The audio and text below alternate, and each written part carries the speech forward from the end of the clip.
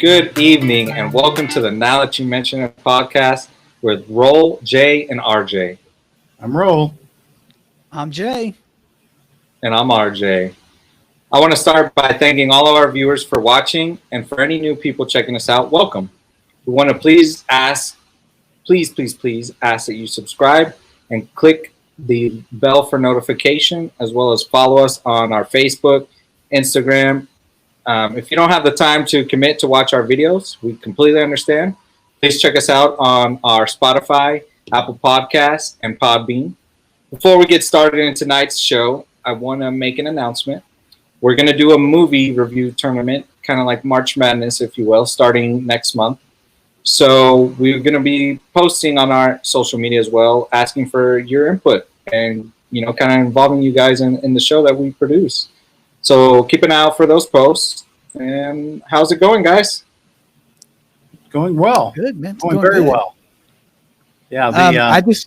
I also wanted to just throw this out there, guys, that I am waiting on final approval. And soon our audio only broadcast is also going to be available on iHeartRadio. Awesome. So we'll be adding another avenue for all of our audio only fans. A whole new audience to bore. Yeah, something like that. I don't know about bore. So, guys, we're moving into another phase in our life. Unfortunately, numbers in the United States continue to spike with COVID-19. Here in the Dallas-Fort Worth area, numbers are continuing to spike. I know California has taken drastic measures by phasing back their reopening. I know they've closed bars again. Restaurants they're starting to shut down dining in restaurants again, as well as salons, nail salons, hair salons, things of that nature. So, this thing just continues to get worse and worse, and it just continues to affect our lives and how we're living right now. I agree. It's interesting. Very early on during the first phase of the shutdown, and when this epidemic really hit the United States hard, there was a lot of talk about how the heat was going to eventually slow down the virus, possibly even eliminate it. How that's worked out. As you guys know, we've been hitting 100 pretty close here many days, and our numbers continue to spike. So this thing is for real. It's for here to stay. Like you said, Jay, COVID has it's changed our lives. When we get back to normal and what normal is going to look like in the future, who knows? We just got to keep on keeping on. We continue to social distance. We wear our masks. We've also changed so many of our habits. For the first time in a long time, I haven't been to the grocery store in almost a month. We've almost become exclusively relying upon delivery service. I mean, we're already giving Jeff Bezos a lot of money. Man, I can't even. I think I just purchased his newest car. At the very least, I paid his water bill to fill his swimming pool. Man, I've spent so much damn money on Amazon. It's ridiculous. If I were smart, I would have bought, even at $300 a share, whatever ridiculous amount it is. I should have invested way back when all this started, man. Because, oh God, I just wish I would have bought in the corrugated cardboard. Man, I can't tell you how many boxes we got around here. I feel like I'm running a recycling company. There was a thing on Facebook. Now that you mention that, this lady pulled a practical joke on her husband to where she saved all the Amazon boxes for like an entire year. And then, she had stashed them in the back room or washroom somewhere where he doesn't see them. And then one day while he was at work, she just taped them all back up and just stacked them all on the front porch, so that when he came home, he thought he had all these Amazon purchases from his wife. That's funny. That's actually really funny. He thought he was coming home to He thought his wife maxed out their American Express card or something. Probably had a heart attack when he came home. I bet you the porch pirates were licking their chops, man, thinking, holy mackerel, we just hit the mother load. And go pick up a bunch of empty boxes. You know what? Have you seen the guy who did that with one of his Amazon packages? He got tired of them stealing his Amazon packages. So Absolutely. he built, The NASA engineer. No, hold on. You've seen this, what he's talking about, though? Here, I think I know what you're talking about. Go ahead. where he built a glitter bomb. Yeah. In the box. You know, to where that as soon as they opened it, it spun and all this glitter came out and it had fart sprays in there. Yes. And released the smell. And then he had 4 phones in there to record reactions. Yes. And so he could track it, you know, the GPS, because more often than not, they threw the box away. Like after they opened it and realized, you know, so they got rid of the box so he could track it on GPS to go find out where the box was and go pick it back up and redeploy it. That is that's evil genius right there, buddy. Yeah. No, in fact, he updated his model, I want to say like maybe 4 or 5 months ago, and shot another episode. I don't know if you've seen the latest, but no, I mean, it's comical. He's perfected it to a science. It also has a blaring siren. It's very annoying. And so for the porch pirate that picks that thing up, it's comical. A lot of the footage he has on his YouTube, some of the people that got busted stealing it, they laugh at it too. Obviously, you got a lot of weird reactions, people cussing, people getting upset. Oh, yeah. And I'm pissed off because all that glitter's in their car, man, because that's the thing about glitter. You get it on you. Oh my God. There's no getting that stuff off, man. Yep. Sand and glitter are like the worst thing to see it in. And really anything, your clothes, your vehicle, it's just, there's no really ever getting it completely out. It's there for life at that point. Moral to the story. Don't steal. Don't steal. Exactly. So go ahead. So what are you guys, I hear you guys talking about, obviously, the contributions you've made to Jeff Bezos's extravagant wealth during COVID. What kind of purchases are you guys making? Mainly household items, day-to-day stuff. I think early on, when we were all upgrading our equipment, we bought a lot of the lighting and the green screens, the camera. But here recently, it's just been everyday necessities, personal hygiene products, some groceries. Yeah, just things that you don't want to run to the store for, like socks, underwear, shirts, undershirts. I mean, there's no point risking going to a big box store and just to get a pack of underwear.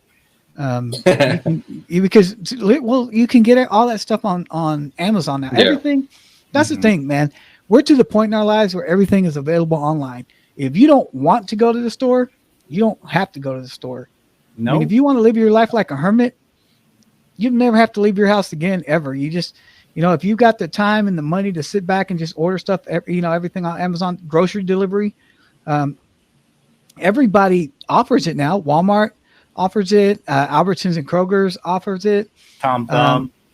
Well, and there's a company called, I think it's Open Cart or something like that. Instacart. Yeah. That will go to any grocery store you want them to go to anyway. They work with all the major chains. They'll go to Whole Foods for you. They'll go to HEB. Well, HEB will only deliver to a certain part. I know there was a very point at the very beginning of the shutdown that HEB would deliver via Instacart all the way up to Dallas, but they don't. I think they stop at a certain point now. You have to be close to the Waxahachie area because I think that's the only HEB around here. I think there's one north of Dallas somewhere, maybe, but I know there's one. I think he's right. I know there's one in Burleson. But aside from the day-to-day staples, it's maybe a few arts and crafts projects to try and keep the kiddo busy and keep her off of TikTok all day God, long. man. That's another. You know what? TikTok, man, there's going to be a point where if it keeps up, TikTok could threaten Facebook as one of the largest social media platforms. It's insane the amount of content that they put on there. And not only that, I mean, it's insane the amount of time people spend just scrolling through that crap. Yeah. You know, my wife is addicted to TikTok now. Unfortunately, so is my daughter, and I think my wife has a mild addiction to it as You know, well. to the point where that's like the bulk of her day is sending me TikTok videos that she finds. I'm like, really, man? I got time for all that. Well, they might have to give it up soon, thanks to your favorite president. Donald Trumpas. But real quick, just switching back to Amazon, this thought just popped in my head as you guys were talking about it. So, I saw this on Facebook. Let me clarify that. What do you guys think about the idea of adding a Made in America tab to Amazon? I like it. I really do. I think that most consumers probably would like to have the choice. It'd be interesting to see whether or not,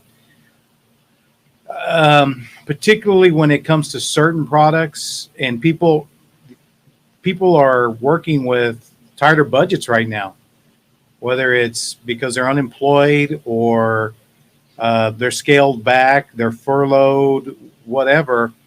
People are starting to mind their dollars a lot more. Yeah.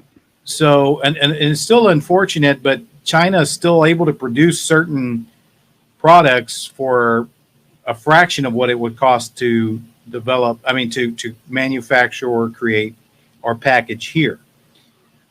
But I do think that there's enough sentiment for us to say, hey, I'll try and buy American made as much as I can. But sometimes when it comes down to trying to make that dollar stretch, you know, if you're buying your underwear that were made in Taiwan or the underwear that were made here in the U.S. and it's a couple dollars one way or the other, I don't think the need or demand for Chinese or even Mexican-made products is going to diminish much. Yeah. And unfortunately, here's my take on the whole Made in America thing. Just like anything else, you know, when you buy something that says fat free, when you buy something that says 0 calorie, when you buy something that says, keto friendly. Yeah. Well, here's the thing is just with all those things, you have to read the fine print. You know, they can have a certain amount of sugar to even be considered sugar free. They can have a certain amount of flour to be considered keto friendly and sell in the United States. You know, it's all about packaging. It's real easy. And there have been companies who have been exposed doing it. Just slapping a Made in America sticker on something doesn't actually mean it's made in America. I think that if you're going to do that, you have to put the impetus on Amazon to actually vet those vendors to assure that they're made in America, because it's too easy for somebody to say,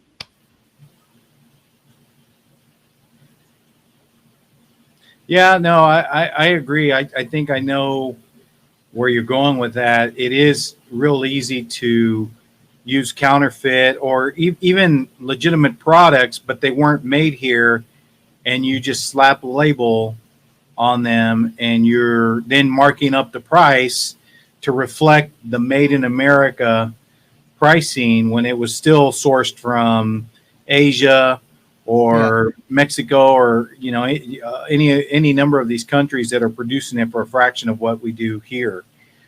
But I think I would certainly try and buy as much as I could if I could verify that it was made in America, because I do believe that we need to start to refocus on making this country strong and keeping jobs here. I think too, the other thing is that we probably have far too much reliance on products made from other countries. And I think Jay, you and I talked about this. I may even have talked to RJ about it, just in previous conversations amongst ourselves. One of my biggest concerns is that every great civilization throughout history has fallen, right? Mm-hmm. And I don't think that the United States of America in its current form is going to last forever. We have too much outside influence coming in, tearing at our fabric here. But that being said, one of the things that I do believe that other countries could do, and maybe ties in with our conspiracy theory that we didn't talk about last week, is that it's very easy for them to use harmful products, harmful materials in the products that they send us, that we buy, that we ingest, that we wear, because quality control sometimes from in certain products that are imported is somewhat a joke. Oh yeah, absolutely. I agree. And so I guess when I brought that up, I kind of envisioned something where it's vetted, like Uncle JJ was talking about, and it genuinely is made, produced, everything completely in America.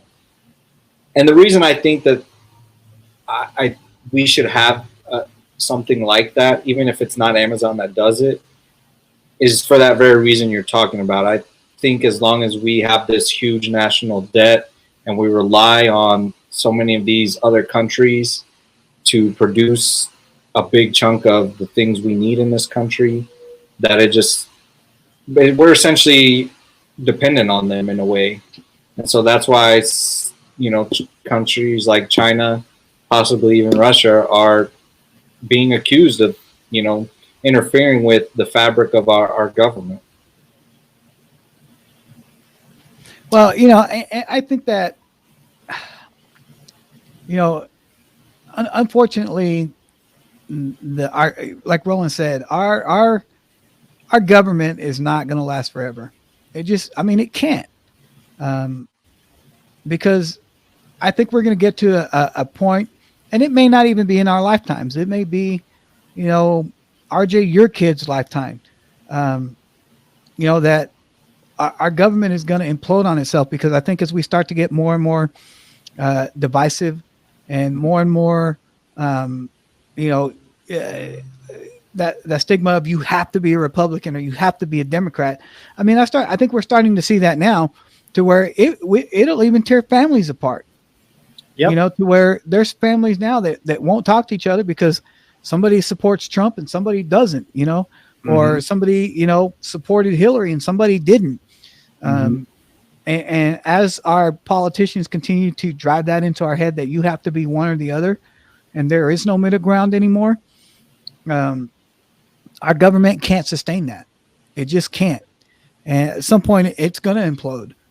That's just my belief. And but there's a lot of things that we can do to temper that, and supporting something like having a Made in America, whether it's on Amazon or whether it's in Walmart. I think Walmart was one of the first ones that tried to pull that off. Made in America. There was a point where there were certain sections in their stores, in their supercenters, that had Made in America only products, only to find out that 75% of the products weren't actually made in America. Again, that was on Walmart to vet those vendors to say, hey, assure me that your products are being manufactured here in the United States. Show me manifest. Show me, that's on Walmart to track those, the lineage of that product, to say, hey, now I know this is made in America. And Amazon is such a big company that utilizes so many different formats, because when you buy from Amazon, everything that you're buying doesn't actually come from Amazon. Amazon's not producing it. There are sellers on Amazon, so they're just the marketplace. They're just the conduit. They're the conduit. What's going to assure, if Amazon's not going to come check me out to say, hey, is every single product you're selling made in America? Are they going to vet every single thing I do? If I open a marketplace on Amazon to say, hey, I'm selling a bunch of bottled water, I can't, guaranteed that this bottled water is made in America. If they don't come check it out and I start, producing the label in China because it's cheap, or in Mexico because it's cheaper to print. You know, is that fully made in America? You know, I think it's an interesting topic, but I don't know how viable it actually is. Well, I think we need to get back on topic. But before we do that, I want to plug. I hear what you're saying. I don't think America will be the greatest country forever, but I think we can make changes now that will prevent us from necessarily imploding. And so I want to use that time to plug for everybody, really. And this is something I want to talk about in one of our future episodes. But check out ranked choice voting. Basically, it's kind of like you rank your candidates instead. But I recommend that you guys go check it out instead of listening to my brief snippet. But let's talk about everything we can all agree on. Food, guys. Well, yeah, go ahead. Sure. Go ahead. Let's move on. So who wants to start? Well, and I think this all ties in with what we were talking about when we got off the whole, topic and stuff like that on. But, one of the other ways that the COVID has affected is the fact that we're buying we're buying more takeout. And I know that, Roland and I were discussing earlier how different of an it's become, because not everything is made to be takeout food. Right. A burger works great for takeout. A chicken sandwich works great for takeout. Steak, and not so much. Right. I know you were talking. Yeah, I talking about earlier about how you and Kathy had that experience. Well, so our anniversary was sometime in March. The kids were all at the house. We decided we want to do something a little bit nicer than just burgers or fast food. We wound up ordering from a steakhouse that we really enjoy going to. Quality of the food's always good, but when you do takeout for kind of the more fine dining type product, it doesn't necessarily travel as well. The packaging was quality packaging, but it also caused a lot of vapor, steam to build up inside the package. And so the food was a little bit lifeless, right? And it's not the quality of the food they make because you eat at a certain restaurant so many times, but because dining rooms were shut down at the time, the takeout, just certain types of food don't travel well. And what you and I were talking about, Jay, was that certain dining experiences are meant to be done right there. The food brought fresh to your table. The ambiance of the dining experience. There's so many factors that go into why you enjoy a meal. Even if sometimes the food quality is not always the best, like you said, if the rest of the experience, great service, great ambiance, the drinks are great, you're going to be more than happy. You're going to feel like it's the best meal you've had in a long time. It's the psychology of food. And having spent as much time in the restaurant industry as I have, a lot of people don't realize that there is a psychology and a science to food. The way a menu is put together. Certain things on the menu that will draw your eye. Like if you've ever been in a restaurant, you open the menu and you see something highlighted in a little box, that's meant to draw your eye to that item because that's an item they want to push. But to your point, having a steak out of a takeout box is not the same as men. When they bring that steak, if you go to a good quality steakhouse, they're going to serve your steak to you on a heated plate. Yep.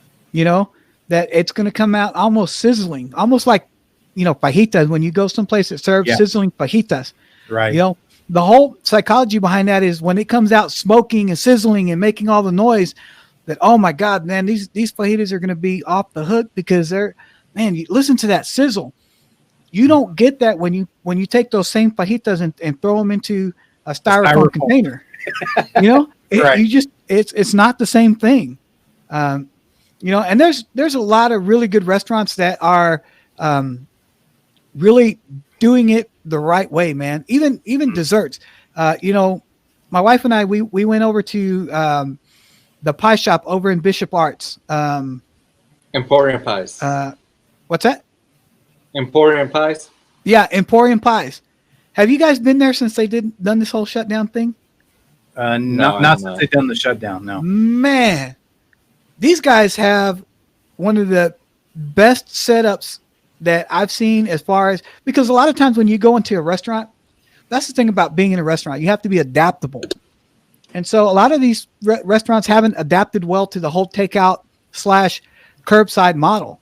They're confused. You go in there. There's some of them that have, like, you go to a Chipotle, and Chipotle's got it down, man. You walk in, you say, hey, I ordered this online.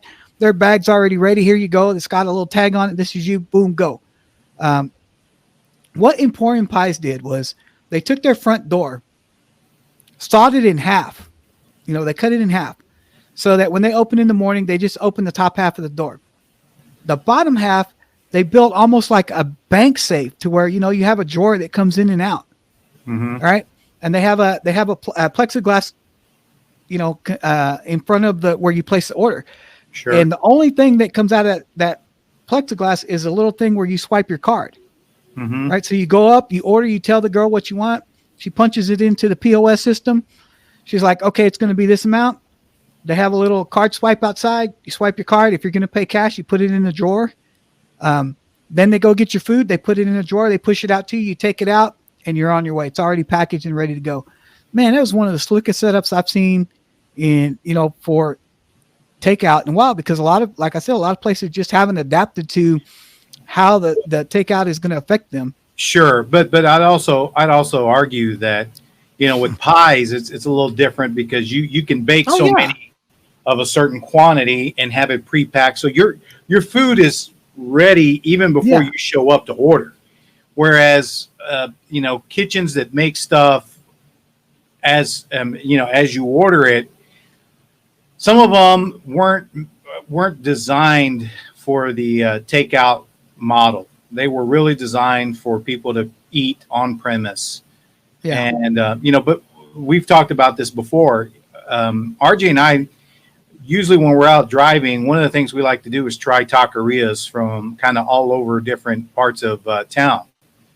And so we'll stop in fact, we were in Arlington the other day. There was another little taqueria we'd never seen before. We stopped in, grabbed some tacos, and some queso from them. Their queso was, we're so used to quality quesos in Texas that can you be more American? Some queso. What's that? Can you be more American? Some queso. Some queso. Taqueria. Well, I think that the analytics show that we have a strong Anglo following. So I was, trying to tone down the Mexican. Trying to appease both sides of our viewership. No, but in all sincerity, and tacos they're one of the products that they travel extremely well. And especially if it's a good taco to begin with. And so far, there's several hole in the wall taquerias that we liked going to that was on our regular lunch rotation that we like stopping in. We haven't been there since the whole COVID thing because we haven't really been at our office much. But we'll order tacos from kind of 2 or 3, 4 different little vendors. And again, it's just an easy product for takeout, right? Yeah. So that holds up extremely well. As you mentioned, burgers, chicken sandwiches, really all QSR food is already pre-programmed to travel well. But it's like when you try to get something that's non-standard, like in my experience, even certain dishes at Chipotle don't necessarily travel well. Right. I would also argue that certain burger places, their French fries are amazing when they're served to you fresh fresh. Yeah. At the restaurant. But the moment they get packed in, whatever they get packed in, whether it's a cup, whether it's plastic, whether it's aluminum or the little paper bags, sometimes by the time you get home, they're terribly soggy and they lose their, I don't know, their Crispiness, quality. their goodness. Yeah, I mean, so Hey, here's a newsflash to all you restaurants out there. Quit putting your French fries in styrofoam containers, man. God, nothing pisses me off more than opening it. And when they're hot, you get all that condensation inside the container, and then the water starts to drip down on the French fries, and they're all wet and gross. Stop doing that to us, you. No, put them in a paper bag like a regular person. Good Lord. Yeah, no, I agree with you, but I mean, other than those staples, I mean, have you done anything or have you guys ordered anything that was like that you? Well, pizza too. I should throw that out there. Pizza. We're lucky. We've got a couple of really good pizzerias over where we are, so we're always, whenever we want pizza, it's always a good quality meal. But is there anything else that you've tried that you're saying, I wish we were eating in the restaurant? Denny's. You know what? Denny's doesn't travel well, man. You're I right. love going to Denny's, man. Yeah, you're Denny's, right. Hey, there's some nights where I get off work and I'm like, telling my wife, hey, you know what? Let's go to Denny's.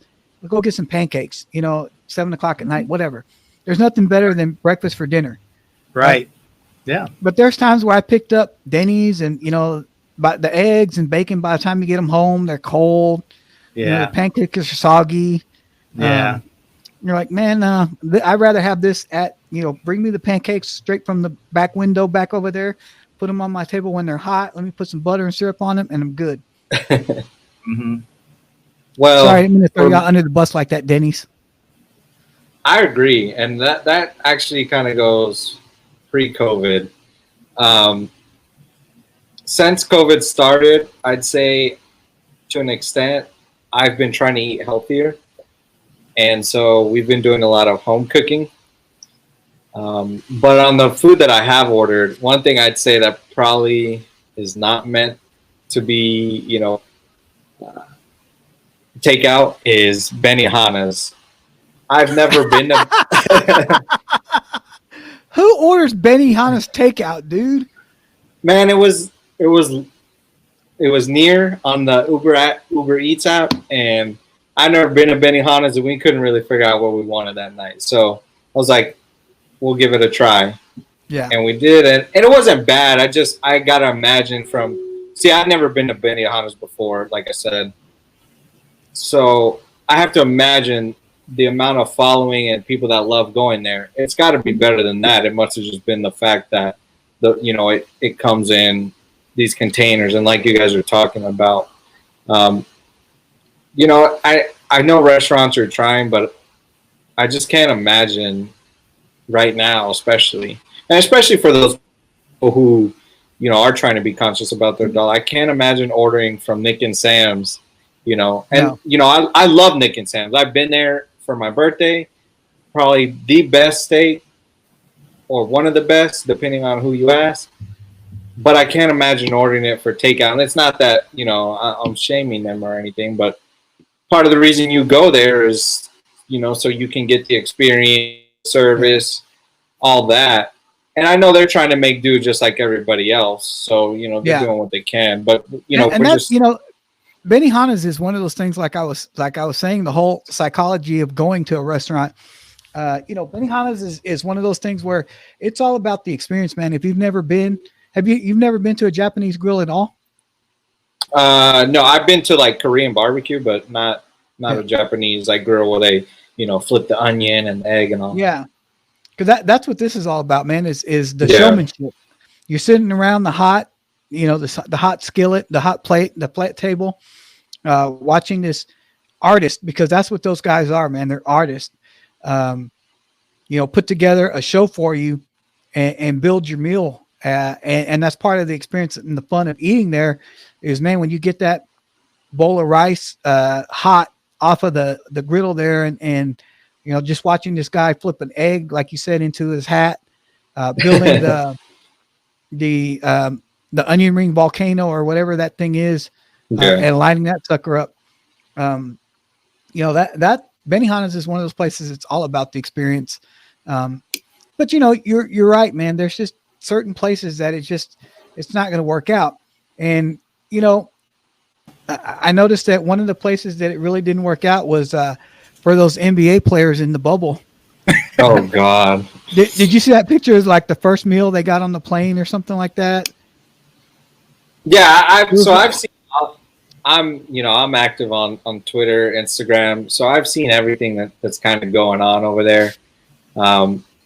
This is going to be interesting for all sports, really, because like if you go back and look at one of our early episodes, like I said, I think the NBA has a great plan, at least in theory, of how they want to progress with sports. And so what it appears is we've had violations already. You guys probably don't know just because you're not on Twitter, but over the weekend, there was a female Twitter account that posted she had been invited to the bubble already.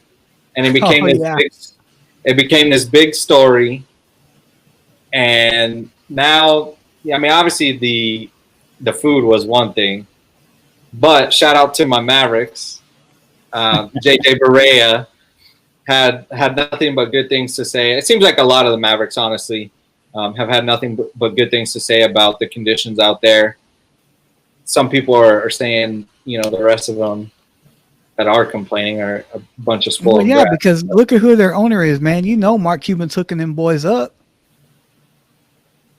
Yeah, well, that's not my problem. Here's my whole thing about the bubble, man. Is that, look, a lot of these guys are not married. They're young, they're single, and you're telling them you got to be, you got to stay put in this hotel for the next 2 months until we play the season out. So you tell them, man, I can't have any contact with, one of the great things about being a professional athlete is you get the women, especially when you're young and unmarried and you have a lot of money, and then all the honeys are coming to hang out with you and you got your choice, right? So you're taking that away from them. So it's no surprise that, some good looking Instagram model got an invite to go stay at the bubble. That doesn't surprise me one bit. Well, I think there are a lot of things that happen behind the scenes that we may hear rumors about, or certain stories break, but these guys still relatively live on a pedestal, and now they're kind of all thrust into this enclosed, quote unquote, enclosed environment, and even when you hear stories back in the day from when the Cowboys used to have curfews and how some of the superstars used to routinely break curfew. So, it's nothing new. That stuff's been going on forever. I think the bigger concern is still how do they handle when some of these athletes test positive, and how are they going to really limit cross-contamination or cross-exposure, because I think there's still not a definitive, comprehensive plan. I know particularly in football, they're still trying to decide how many times in a given week players are going to be tested. And even RJ and I were talking earlier that some of the basketball players, depending on what test they were given, tested both positive and negative. Yeah. So, there's discrepancies in the methodology. Again, how do you account for somebody that all of a sudden has COVID symptoms and you got to sit them out for 2 weeks? If you quarantine, indeed quarantine them for 2 weeks. Didn't you guys tell me that Russell Westbrook tested positive showing up for camp, and so he's got to quarantine for 2 weeks? So it's going to, to me, again, it's going to be a big. They'll do the good as best job as they can, and Believe me, I think we're all ready to see sports in any form or fashion. Even if we know that some of these players are going to be basically shelved for periods on end if they turn up positive. But, basketball it's a contact sport. Football, of course, is a contact sport on every play. Baseball, I think, is probably the one sport that they could probably do the best job. But even then, have you guys watched any baseball at all? No, haven't. No. And so, the thing I think, first of all, I want to say I honestly believe the NBA is probably the most advanced league, and they will, at some point, I think, become the most popular sport just because of how advanced and inclusive they are. They're very ahead of the curve. What I think you were referring to is Joey Gallo tested positive and negative, different tests. Yeah. But that is a big concern for the NBA is that what do we do if a player does have it, we miss it, and then it spreads like wildfire? And I think that's why this is so important for all these players. I know the NBA has to understand. We get it, guys. You want to go out. You're used to a different lifestyle. I think this is going to show who really and truly, when they say, we want to win, is really about it, and who's really just, well, I like playing ball, but I also like being rich and going out too. Yeah. Because I think that guys like, not to pick favorites, but LeBron, Luka, hell, even Kawhi, those guys are not, they're going to practice, maybe doing little fun, but they're not really looking to violate, the protocols of the rules of the bubble. There's already been 2 players, I believe, as of today that have voluntarily left and are not coming back just because I guess they hate the rules so much. But if basketball can't figure it out, then I think the truth is there's no hope for any sport, because basketball is one of those sports where you don't have to have as many players. You take 10 guys and the coaches with you? Baseball, you need 11 guys on the field. Football, you need 11 guys on each side. So if basketball can't figure it out, I think we just have to, probably accept the fact that we might not have sports this year.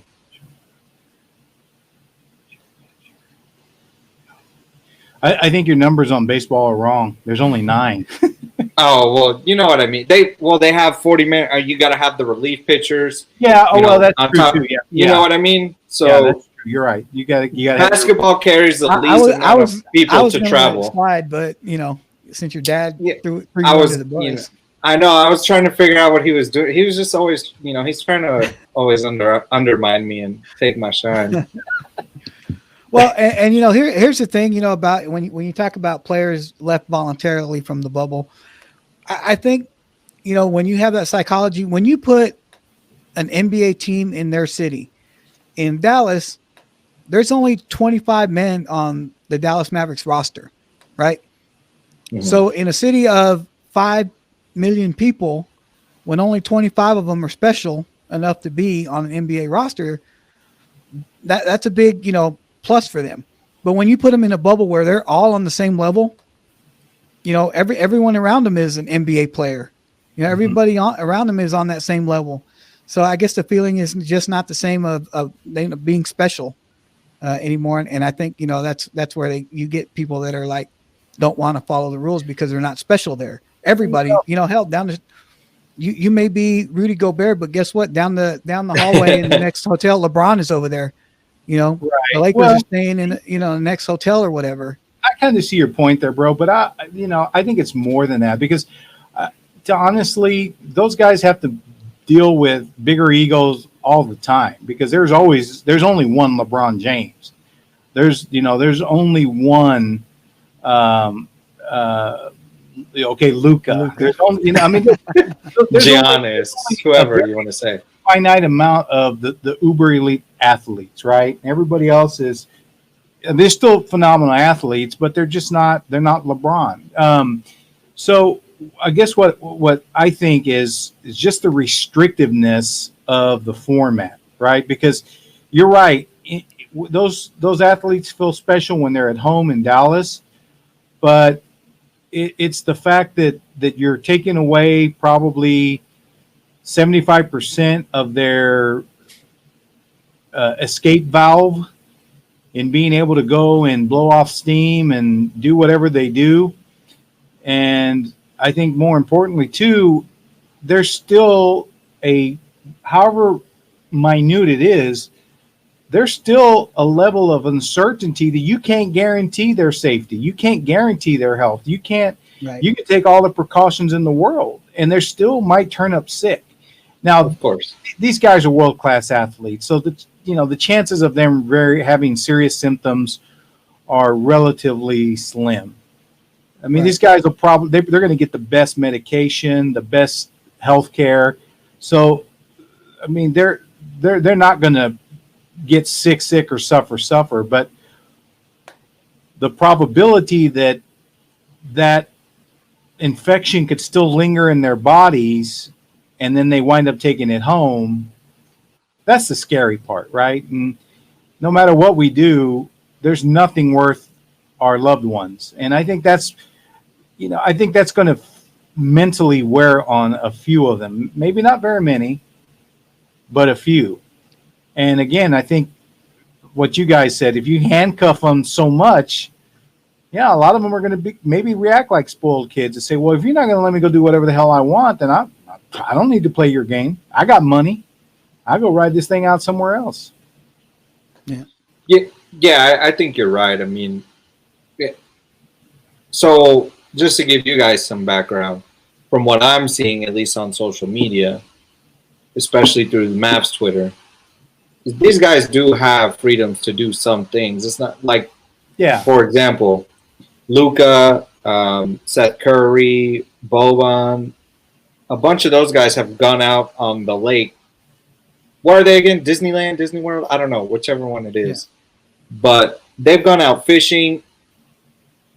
From what I can see, it looks like the Mavs players are having a great time. Now, if it was to the extent where it's like, you got to go straight to practice, back to your room, then of course, I completely understand. But it seems that there are an amount of distraction for these guys to participate in when they're not practicing. Now, I get it. Like I said, it sucks that for those guys who, they want to go to the club every night, they want to, let's be honest, that's what they're really all about. Not that they don't enjoy playing ball, but they're not in the gym the same way LeBron is, or KD, or any of those elite guys. So, I mean, we'll see. We'll see what happens. It'll be interesting, but I think in theory, they should be able to do it. I mean, I don't know. It's not like they're getting school lunches. You know what I mean? Yeah. They're getting really good food. You know what? One of the great things about being a world-class athlete is too, RJ? When you want to, you can go buy a new car. Right? Yeah. And like a Ford Bronco. That was going to say, man, that's the next rage coming out. I saw some of the pictures, and I see you got behind you some of the outlays of the Ford Bronco there. But you're a resident car guy. I'll let RJ get into the Bronco because this is going to be the RJ segment about it. My biggest regret though is I had Ford stock and I dumped it the day before they announced the Bronco, and I probably left, I don't know, a couple $1,000s on the table. It pissed me off. Jesse P, what are you supposed to do with stock, Jesse P? Huh? Really? What are you supposed to do with stock, right? Jesse P? Well, here's the thing. The very guy that's about to talk about the Bronco was also the guy that talked me into selling the Ford to begin with, because he was telling me, that's fair. You got your money tied up in a stock that for right now is going to be stagnant. Why don't you pull it out and put it? which I did. I mean, I'm not complaining that much because I bought into another stock and it's doing okay.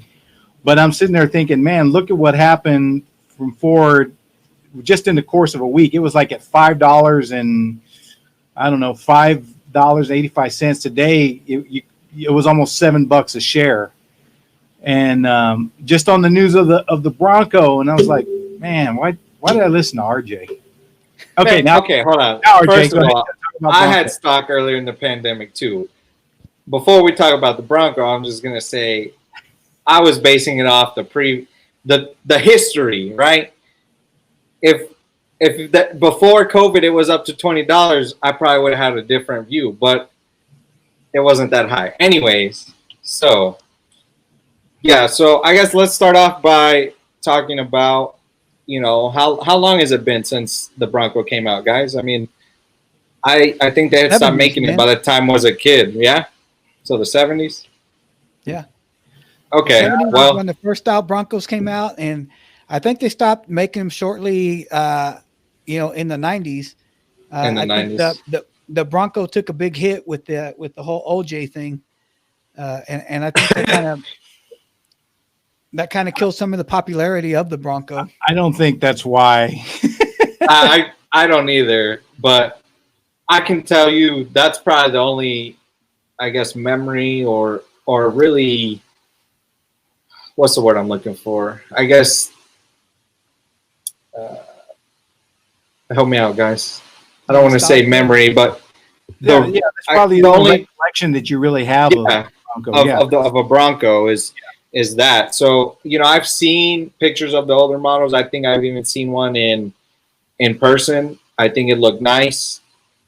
Definitely a collector type vehicle at this point, if you can find one in good condition. Mm-hmm. But obviously, it's been off the market, for years. So with this one, it seems they're coming out to compete with the Jeep Wrangler more, which I like. I think the Jeep Wrangler's kind of become more of a luxury vehicle for some people. Not that there aren't people who still take it off-roading, but let's be honest, all the people who you see driving in Dallas aren't taking it off-roading. Yeah, they're driving it, from their, six-figure home to their job, or just busting out on the weekend. Yeah, because you gotta have damn near six figures to own a freaking Jeep, man. Yeah, they can get up there, and especially if you get one of them custom ones, man, like the Starwood ones. You're talking about a Jeep that's in the price range of you could go get a Tesla, a Porsche, all different kinds of vehicles that are. Yeah, because I think the Rubicon, the base Rubicon, starts at like 40 grand. Yeah, I think you're right. When you start throwing in all the extras and stuff like that, I've seen Jeeps as high as $60,000 for Rubicon, and I'm like, God dang it, man, this was meant to be a utility vehicle in the Army to carry, jarheads around. And now it's become like a symbol of luxury to own a Jeep. And you're right, RJ, a lot of Jeeps that you see driving around the DFW area, them guys ain't taking them out off-roading, man. Those guys are going from Whole Foods to their uptown mansion. That thing has never seen, mud a day in its life. But it's got mud tires on it. Yeah, exactly. And, that's one thing about the Jeeps that I've always kind of wondered, because when I was first looking at a vehicle, I did look at Jeeps. And like you said, you go and try and find even a used one. They retain their value very well. And it's like, man, even for like a 90s style Jeep. And it's just crazy how. Are we talking Jeeps or are we talking Bronco now? I mean, I thought the segment. Well, we're gonna get into Broncos. We're comparing. We're just, you gotta, laying the framework first. Dang, man, you can't just start shooting threes, first day of practice. It's because RJ, look, when you start talking about his cars, that's where his eyes start to glaze over, and he starts right now because he's thinking about Harry Potter right now. Oh well, I mean, that's a different topic, but honestly, no, I'm not. Certainly, RJ, you're way more into cars than I've been in a really long time. And while I don't disagree with what you guys are talking about, I think maybe what's interesting about the Bronco is the vehicle itself, I mean, it had a really nice pedigree in its heyday, right? And I remember, I don't know if you remember, Jay, but our uncle and our cousin both had one. Yep. And those were really, and they started to fix, our cousin started to fix his up. And it was really, really nice. And I thought, man, this is a really cool vehicle, particularly because I compare it in my mind to the old Chevy Suburban we used to have growing up. Oh, yeah. Mm-hmm. I loved that Suburban. And so, the Bronco two-tone color. Yeah. And that's the thing I remember about the Bronco. The Bronco used to have that two-tone, like the cabin hood was a lot of times white with the base color of whatever on the panel, whether it was blue, brown, black, and in the case of O.J. Simpson, it was a completely white Bronco. But go ahead. So RJ, get into the Bronco. Okay. Yeah. So last thing I'll say about the Jeep, and this is just kind of the transition, is that one thing I've always found, I don't know if odd's the word, but is that they get such shitty mileage for a V6, right? If it was a V8, I completely understand. But for a V6, they get terrible mileage. Yeah. And so, let's get into the Bronco. They're going to have two engine options, both V6. Oh, no, one's a 4-cylinder. I'm not sure if it's cylinder or if it's going to be an inline, but it'll be 4, and that'll be a 2.3 liter or the 2.7 liter V6. Both will be turbocharged, it seems. And one thing about Ford, I'm not the biggest Ford guy, but both my vehicles that I've acquired in my life have been Fords. Right. But a few years ago, they put out the Ford GT for the first time in a long time as well.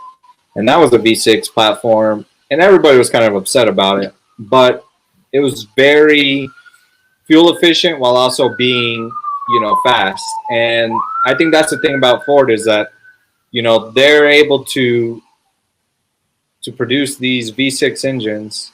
I can't really speak to the 4-cylinder one, but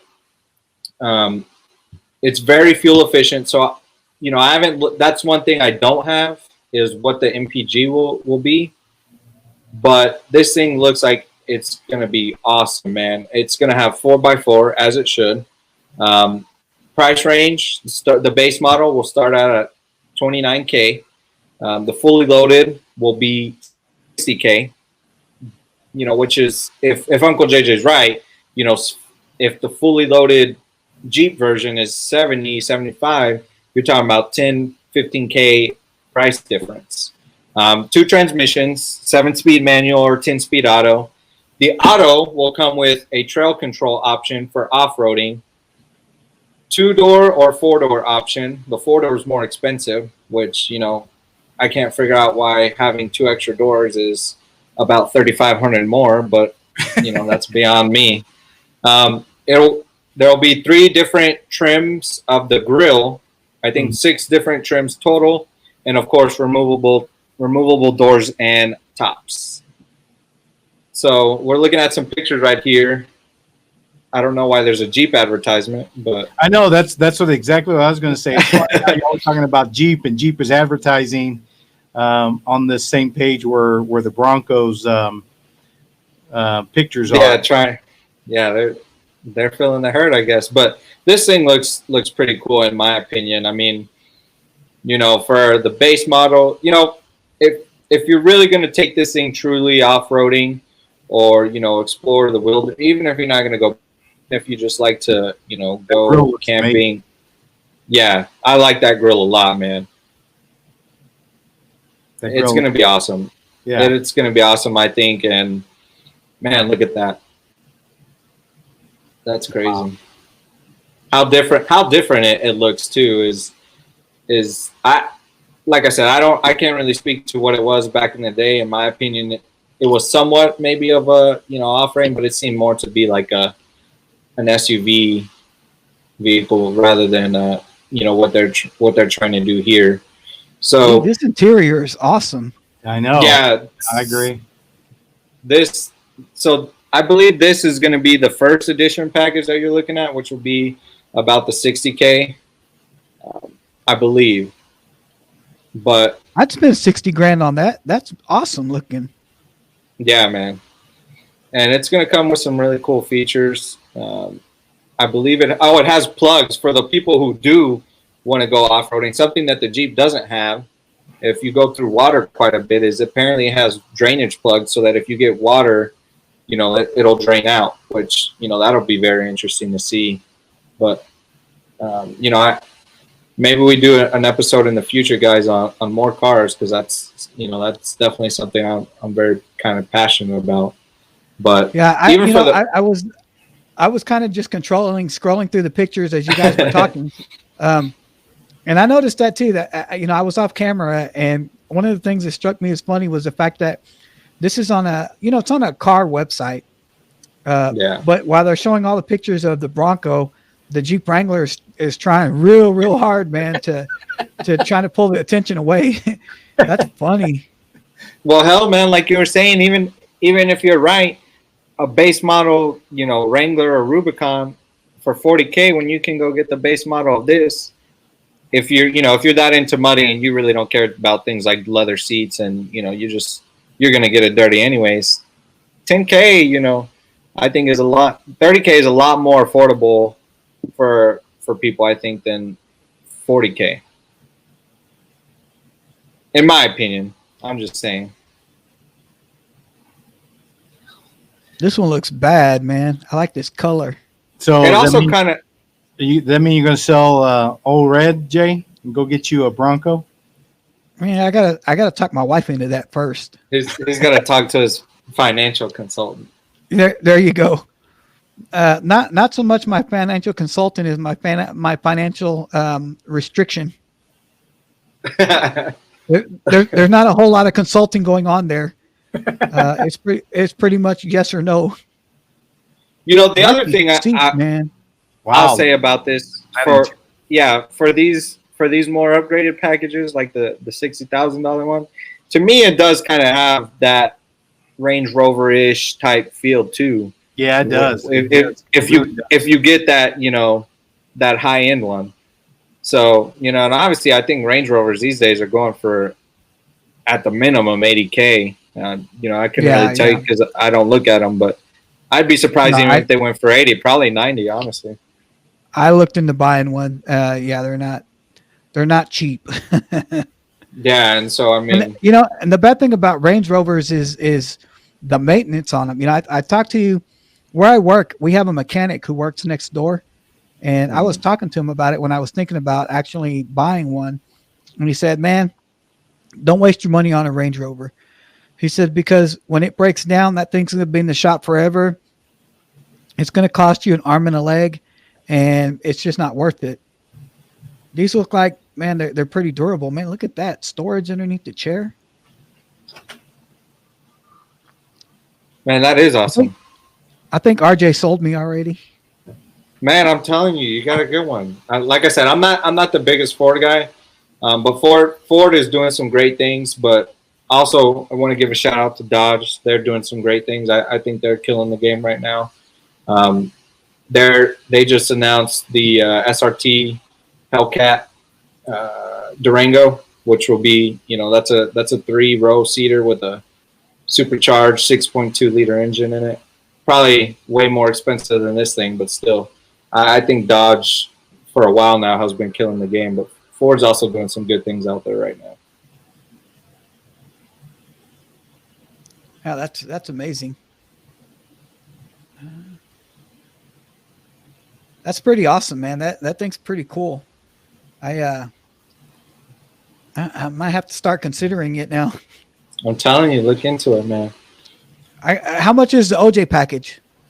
Oh, damn. Does it come with an autographed football and a pair of gloves? I've reached out to his reps. But we haven't gotten a response back yet. Oh, we haven't got a call back from OJ? Yeah, man. He's pretty busy. You know what? I bet if we tried, we could get OJ on our podcast. Maybe, man. It couldn't hurt. We get him a dozen tamales, and and a Damn. 6-pack, we might be able to lure him on. Damn. He ain't doing much in Florida over there, homie. That's what I'm trying to say, you know. Maybe he's trying to hang out with Bron and Giannis and them, man. Yeah, but Giannis and Bron ain't trying to hang out with him. Damn. All right, gentlemen. Well, hey, that was a great show tonight. RJ, that picture was really, really cool. I'm not really that big into cars, and I typically don't look into them like you do. Obviously, I could care less about how many point liters the engine has. All I want to know is the driver's seat comfortable? Does it have heated seats so when my back hurts, I can turn that sucker on? Yes. Does it have remote start so that when it's hot outside, I can kick the AC on like 10 minutes before I get in the car? Those are the things. Probably will. Fat guy comfort. That's what I'm looking for in my next vehicle. Okay, so, but great show tonight, guys. Hey, like RJ talked about at the beginning of the episode here, we are working on our movie tournament. So we really want your guys' feedback on what movies need to be included. I know we're going to pick some, but we really want the majority of those suggestions to come from our audience. We're going to try to start at the beginning of August so that we have time to run through all the movies. So guys, thanks for another great evening tonight. Remember to check out the Now That You Mentioned It podcast on our YouTube page, and remember to hit the like and subscribe button down at the bottom. Remember to listen to our audio-only formats on Podbean, Apple Podcasts, and Spotify, and coming soon to iHeartRadio. And give us some feedback on what movies we need to include in our tournament, guys. We really want to get this. And we've got some other great things coming on. We're going to be working on our first live episode, and we have something special planned for the first live episode. But we really want to hear from everybody. So thanks again for joining us again on the Now That You Mentioned podcast. And thank you to Jesse P, because we couldn't do this without you. Night. Please go like us on Instagram and Facebook. Facebook and Instagram, yes. Night, guys. Good night, guys.